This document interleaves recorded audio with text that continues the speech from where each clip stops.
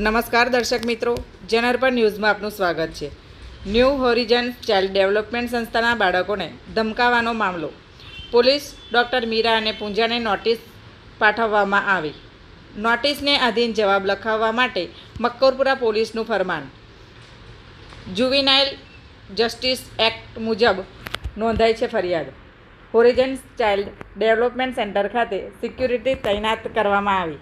જે રીતે સેન્ટરના મહિલા ડૉક્ટર વિરુદ્ધ ફરિયાદ નોંધાઈ છે ત્યારે સુરક્ષા માટે તૈનાત કરાઈ સિક્યુરિટી। પોલીસ દ્વારા પંચનામાની કાર્યવાહી શરૂ કરાઈ। આવા જ નવા સમાચાર જોવા માટે જોડાઈને રહો જનઅર્પણ ન્યૂઝ સાથે। અમારી ચેનલને લાઇક કરો, શેર કરો, સબસ્ક્રાઈબ કરો। ધન્યવાદ।